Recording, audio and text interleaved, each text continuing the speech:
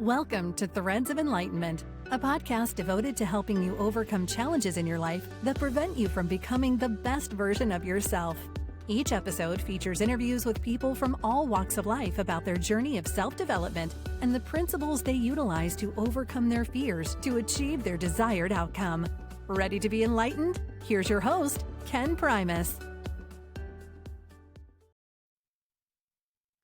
Welcome to another episode of Threads of Enlightenment. As usual, I like to welcome our guests because I know they're coming with a couple of things I personally deem very expensive, their time.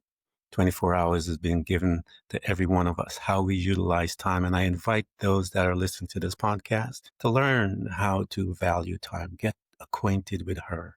She is beautiful. The other is the journey. The journey is a powerful creator. It has created the individual before us. And we want to honor this individual that has afforded us both access to these both beautiful commodities, because once they're spent, they're spent. Thank you, Lydia. Thank you so much for coming to Threads of Enlightenment to allow us to learn of you and from you. Thank you for having me. I'm looking forward to it. It's an honor.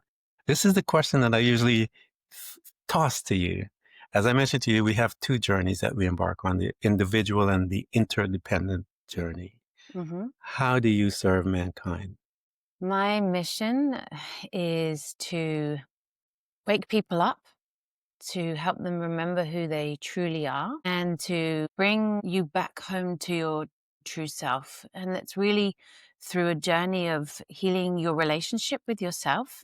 Right? Because when you heal your relationship with yourself, you connect back to source, I would say God. And in that, then you are in your highest, greatest knowing, and life becomes fun. Yeah, I believe that 100%. I think that is the purpose of why we're here, because we have forgotten who we are.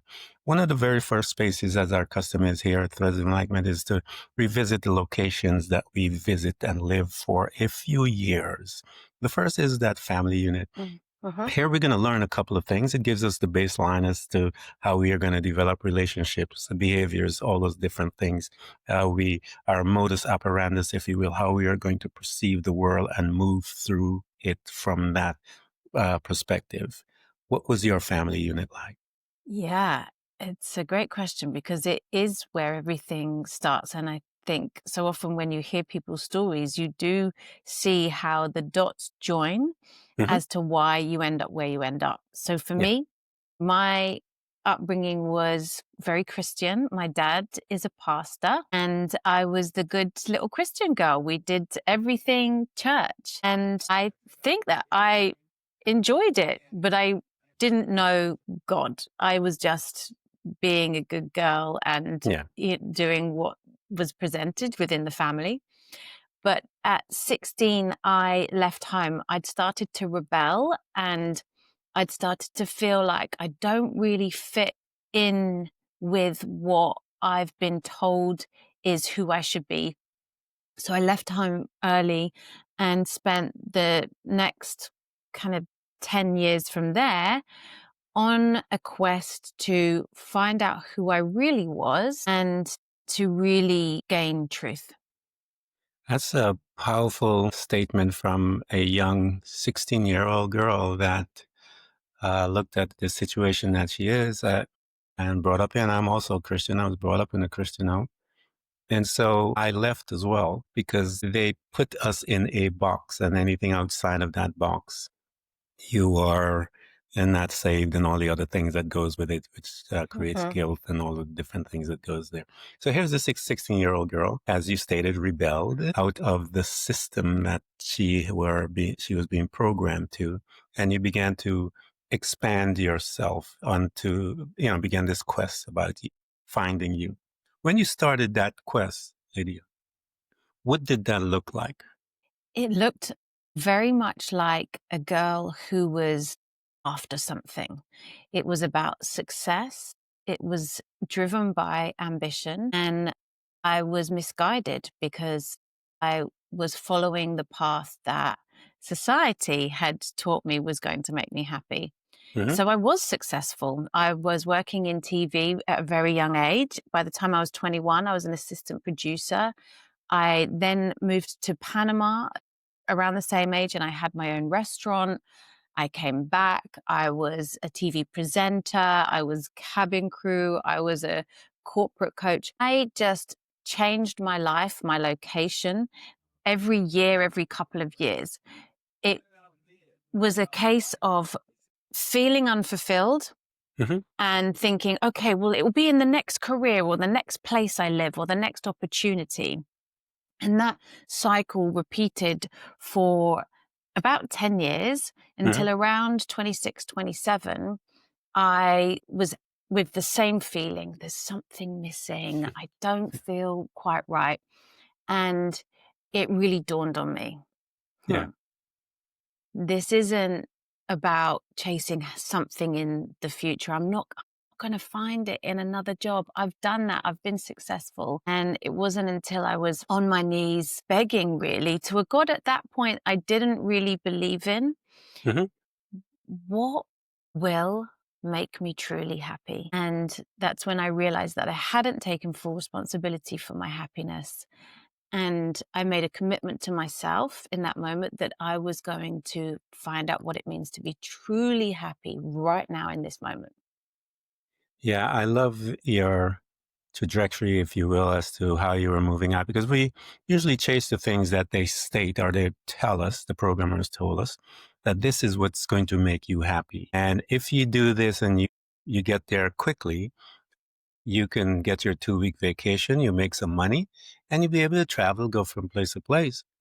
But the soul of the man is not impressed with all that wonderful material stuff, is he? And so he has this voice that is just there, waiting for his opportunity to interject some things, if you will. So here you are, you had an opportunity and you decided, and I love that. I always tell people there's parts of us, we are in this fashion that we have the mind of the body, the soul, and all these different things. But when the psychologists will call them, as I said, when the subconscious being, when the soul of the individual makes a decision, it's amazing how since he is the energy of the body, will pull all the things necessary to make that a reality. Once you made that decision, Lydia, what began to happen in your life to propel you to find that happiness right here? It really was a breakthrough moment Yeah. because in that realization that, oh, I have to take responsibility for this inner joy that I'm seeking. It was at the same point that I say coaching found me. Mhm. I didn't really know what life coaching was, but I was also at a crossroad. I'd always known what I wanted to do. And at this point, there was no job that was pulling me with such clarity that I could then distract myself again Yeah. until life coaching came. And I was like, I think I need to do this course. And so I signed up to it at 27 and I studied for 3 years. I didn't get into it thinking, well, this will be my career. I just kind of knew that there was something in there for me. And it was finally the first thing that actually gave me the tools to go inwards to truly start to find out who I am Mhm. versus looking in everything else, right? So I then trained to be a coach, and that's really what set me on my new spiritual path because, as I said at the beginning, this return home to yourself really is a return home to God, the God that wasn't restricted by religion or what other people had told me was right. It was really my own lived experience.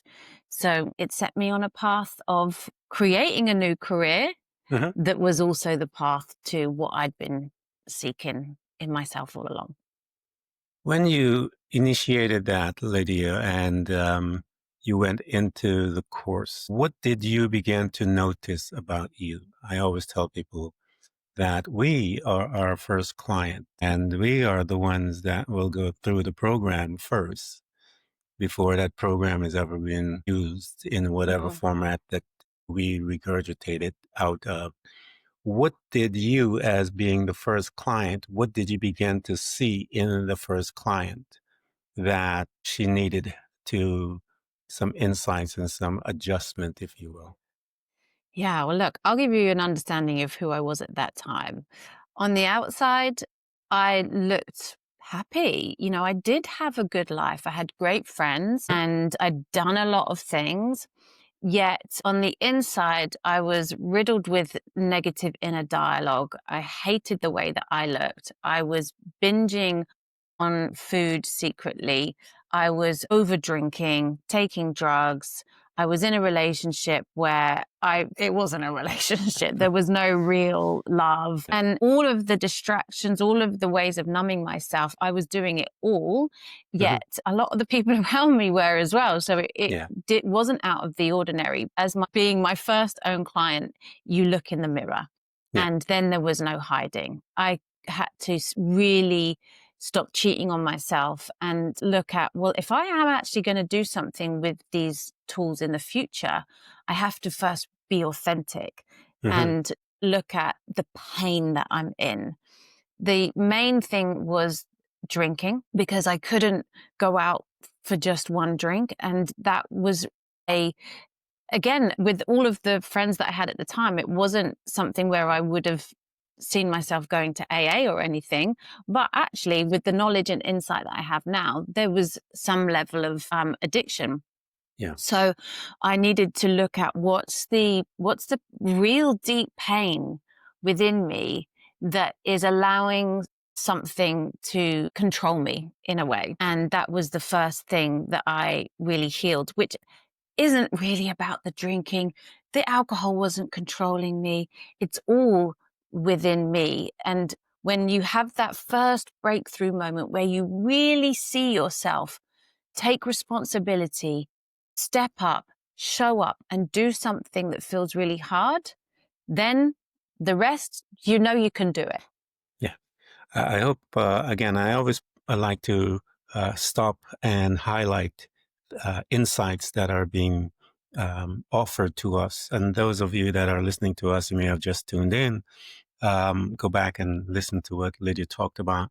When one takes responsibility, that is the beginning of your beginnings, if you will, where you are beginning to move through your pain. Because at that space right there, when you take responsibility, that's when you become the observer. You begin to investigate yourself. You begin to ask those personal questions. And I think, Lydia, we drink and bring all these other external things into our life because most of us are afraid to go and have that quiet talk. We're afraid to look into the mirror, if you will, as we're walking by, but look into the eyes of the individual. We're afraid. We know who we are, and we know how scared and how terrified we are.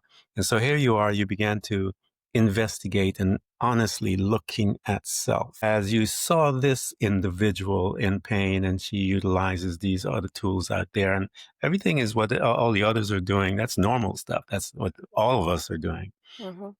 What tools did you bring in? Because again, when you're studying life coaching and so forth, they're making you acquainted with many tools out there to assist so and so the clients. What tools did you bring into your space to assist you with dealing with the alcoholism and all the others as they come up? Yeah, there's some fundamental tools at the beginning which I know really helped me, and I see them help a lot of other people, that are, in a sense, really just answering at a high level, well, who am I? Really, really, what do I really think? What do I really believe?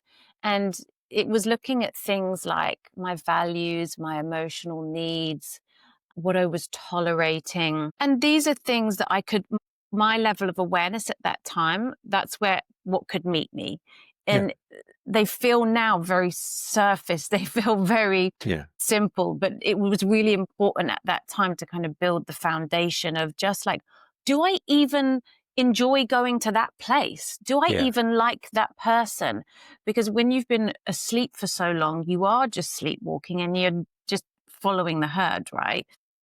But I'd say the key thing that I started to get into around that time was meditation. And what was great with having the understanding of coaching and really being able to ask questions that uncover clarity was the meeting of the two. Yeah. Because everyone can be their own coach once you know how to ask the right questions. And in the stillness and in the silence, meditation will be the teacher, because Yes. it will bring the level of discomfort that you need to be curious about at the point that you're ready to meet it. Yes. So meditation really was very key. Yeah, meditation, and my followers have heard me say it a million times. It saved my life. It afforded me to pick the thought that I give permission to manifest in my life. Because I, corporate America trained, I did, all that, managing people, this and that. At the time, Lydia, I was a single dad with 4 boys and managing a corporation and stuff like that. And your mind is all over the place. And meditation gave me the ability to control my life, my day, my energy, and it allowed me to manage my children, myself first, because I learned so much. It taught me much. I learned everything. And it is still one of my places to reside. So I invite you guys to learn to sit down, be quiet, which is one of the hardest things in many cases in our Western thinking. But learn to practice it. Have you invited, or you introduce yourself, the ability to begin to meditate? And as you said, the answers began to surface, if you will. As the answers began to surface, Lydia, in your life, there it was. What did you do with them? Because some of us, we stubborn. Talk to us as to how did you begin to now implement them, and what did you begin to notice as a result of your implementation? Okay. So as you get answers, you gain awareness, and the action becomes obvious. Prior to awareness, when we feel stuck, it's not that you don't know what to do. It's that you're just not doing it. Yeah. The gift of the awareness is the energy of, well, now you really see yourself. You can't hide from yourself. So then you take the practical action, which might have been not having the drink or choosing to spend time with different people. Essentially, this would fall under a lot of action that looks like loving yourself. Doesn't mean I felt it at the time, but my first piece was, how do I actually bring the feeling of love into myself? Because it wasn't there. I wasn't feeling it. I tell a lot of people, don't expect yourself to love yourself first before you act lovingly. Take the action of somebody who loves themselves, and it will start to draw it in, and you'll get the evidence. So, over time, then the feeling started to come, the evidence started to come, and I became friends with myself again. Yeah. And that friendship then meant that, it's the graph of progress, isn't it? Because it builds and builds and builds. Yeah. When you like yourself, which was what was happening because I was treating myself kindly, you want to do more for yourself that's going to benefit you and draw on your greater self.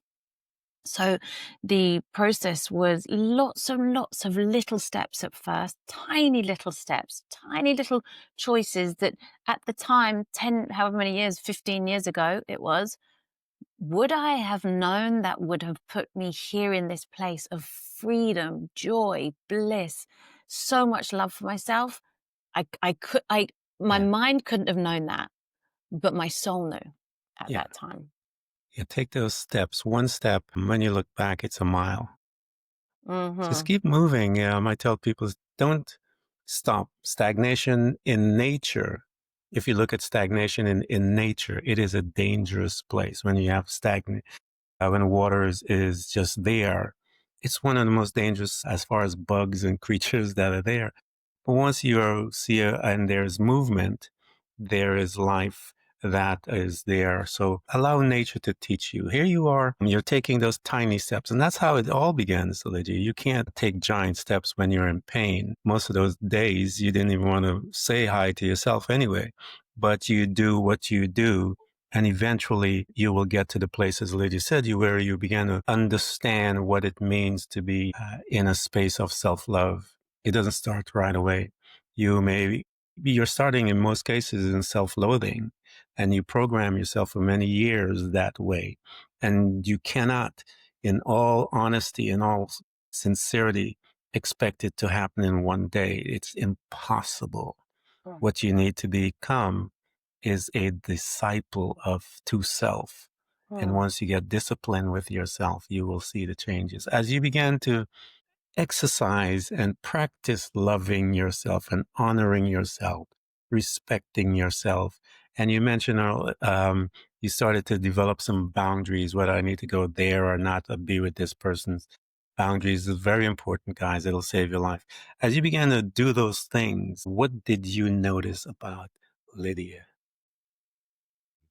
As I started to put those things in, what did I notice about myself? My qualities that actually I'm really sweet, really kind, softer than I had presented myself to be. There was a kind of like a melting into myself sort of feeling of, oh, I'm a good person. I'm a good person.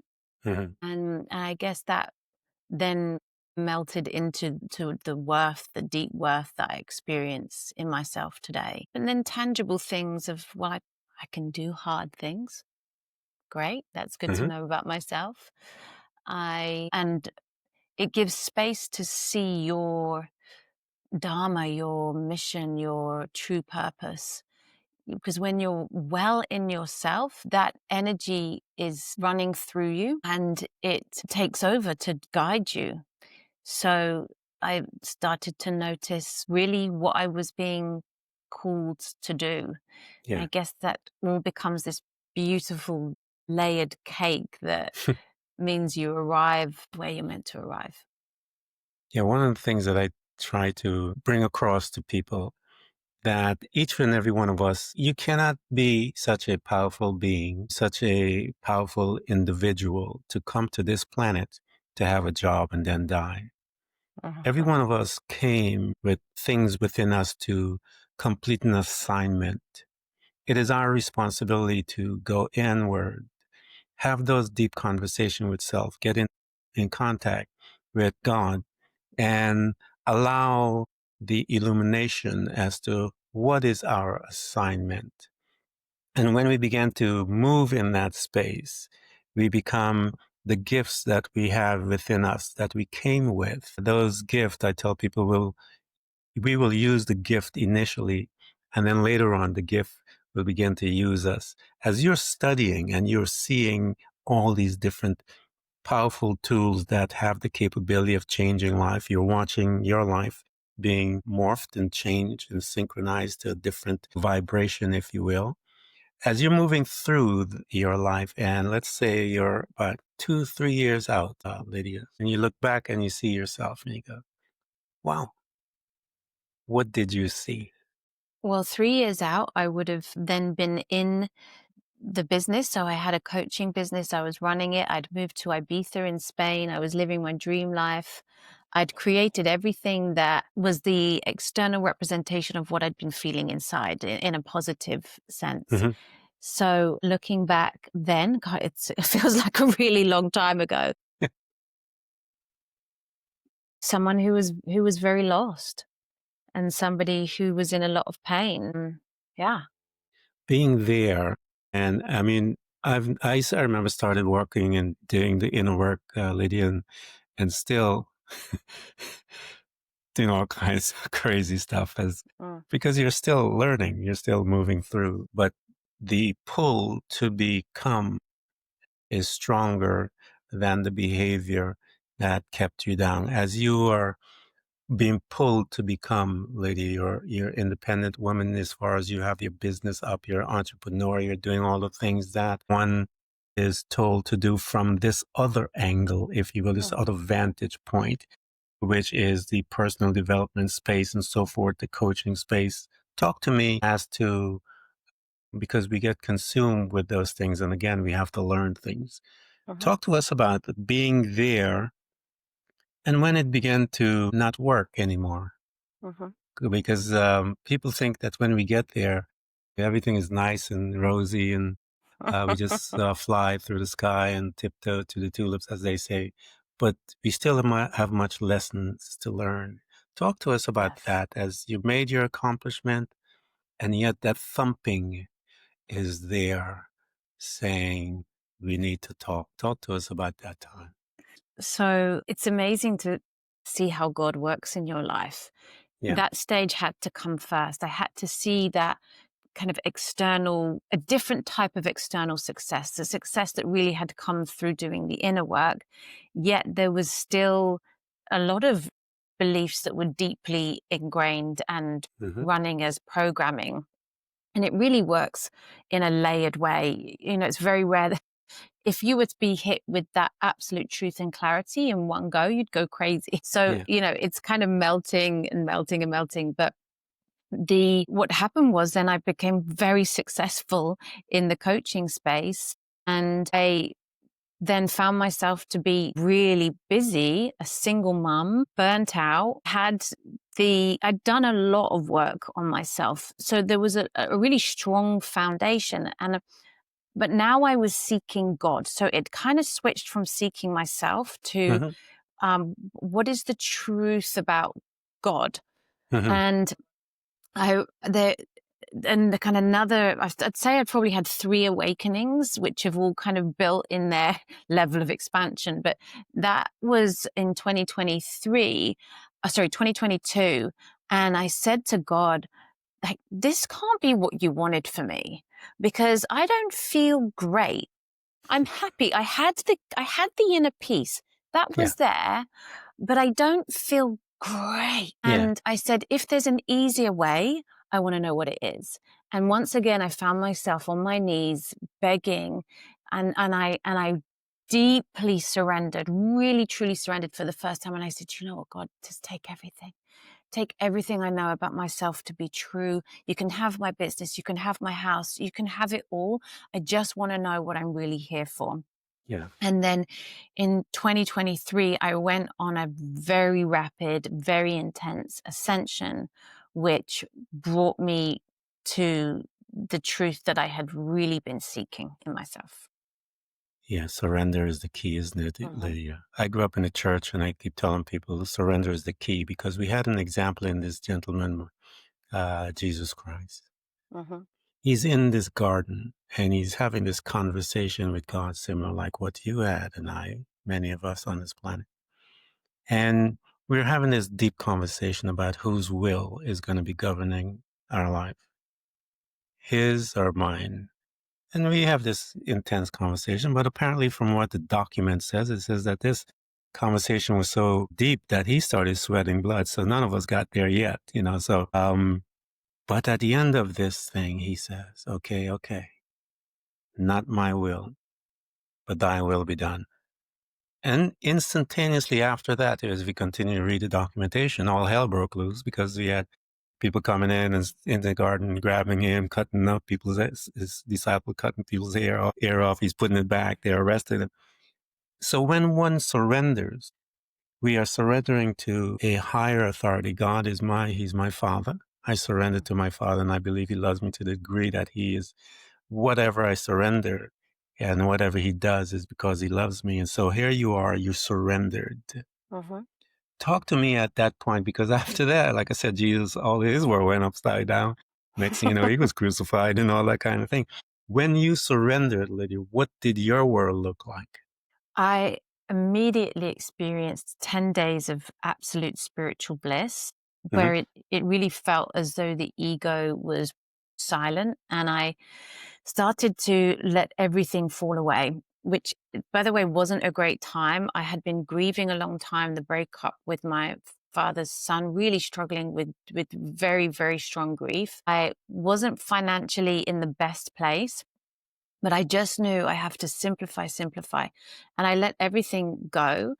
And then after 10 days, a job opportunity came in, which I couldn't turn down. So I was like, okay, I'm just going to start to creep back in. But I was still simplifying. I just wanted to be in stillness. And then over 2023, every time I was sitting to meditate, energy was starting to come into my body, and my body would start to move, my hands would start to move. And these types of meditations started to build until I was experiencing really physical, profound clearings and activations where eventually Jesus appeared to me and said that he was there to give me a different type of baptism. John the Baptist also came in and said, we're going to pull out the baptism that you had when you were a child, and we're going to give you a baptism of light. And they poured light into my body. My body was on fire, shaking, but I knew that this whole process had been to reset my nervous system to really be able to hold these much higher frequencies of light, because in the light there is code, and in that code is the truth. And I started to understand on a very expansive level the truth of my being, why I was here, and different gifts started to open up for me, where I was able to channel, read light code, speak light language. And it eventually all led me to a new mentor, which I'm still a part of, and I'm studying some ancient healing technology, which is the same that Jesus actually learned. And I asked at that time, I surrendered and said, I just want to know what my true purpose is. And now here I am, a healer working with the energy of creation, and deeply connected to the love of Jesus, being guided by him and his presence. So here you are. You have been enlightened, as they say. You have been given your assignment. After that encounter, and you are now with your first client after that, if you will, a couple of clients. Walk with us through, invite us to one of those precious events that take place as you begin to converse with that individual and you move them from that dark perspective that has been holding them in bondage, for lack of a better word, for 30 plus years. And from your questions as a guide, when you began to notice, quote unquote, we say the light bulb moment, but it's basically that new perception coming into their being that allows them the opportunity to become themselves, to remember who they are. Invite us to one of those type transition, if you will, Lydia, as you began to operate within your new assignment that you were given. Okay, so, at times it won't look so different, but what's different is when you can only take somebody as far as you've been. And what I now know is that I hold a frequency of deep, deep faith and trust and love. So it will still appear the same to somebody in terms of what they think is the problem. So people come to me because they think it's their job, they're not happy in their career or their relationship, but their soul is bringing them to me specifically because what they're really seeking is profound transformation. What that can look like is absolutely different to everybody. You've got to meet somebody where they're at, but it's a layered process. For me, it reminds me of a Russian doll. You kind of taking off these layers, and in between the layers, it's hollow. And in those hollow layers is the fears, the doubts, the worries, the frustrations. And we're kind of just dissolving them until you get to that solid doll in the middle who's unbreakable. And actually was the one, when you shake the doll, is the one that makes the noise that really wants to be heard. And when you get to that part of yourself, you are connected really to your true self. And guys, you've been listening to Lydia and I. We're going to provide all of her information so that you could have access to her. She has many classes there at her site. Do some work. I always tell you, prepare before you get to her. Come at questions. Go into self and allow yourself to come up with those things that you need so that when you present, you will receive. If you're just coming wherever, it takes a little time. But if you come purposeful, it will change your life. And you will get your desired outcome much faster than you want to. A quick question before we go. We're going to close this out with this because I know it's that time. 2025, you're here. What is it that you sense within your being? You have a mic, Lydia. you can talk to all of mankind, what would that conversation be? There is so much more than we have been told. And now is the time to trust in an energy that's far greater than you, whether you want to call it God, the universe. It doesn't care what you call it. It has no other name except I am. And in your own I amness, to really connect to this goodness, you will find your true self-worth and realize that you are loved. You've always been loved. This is the time to really see the truth. And I am so excited to be an ambassador and bringing it to everybody. Lydia, thank you so much for coming to Threads of Enlightenment. It's been an honor that you allow us the opportunity to get into your being, to extract wisdom, knowledge, and insight. And we want to thank you and honor you for coming. And again, those that are listening, we'll provide everything, all the links for you to get to her so that you can become a disciple once you arrive there. Thank you so much for coming. Thank you. Thank you. Thanks for tuning in to Threads of Enlightenment with Ken Primus. Hopefully you're now feeling more empowered to overcome the challenges in your life, whatever they may be. Share that inspiration with others by telling them about this podcast, rating it, and of course, remember to subscribe so you don't miss a single episode. For more connection, you can find us on Facebook and Instagram by searching for Threads of Enlightenment. Until next time, stay enlightened.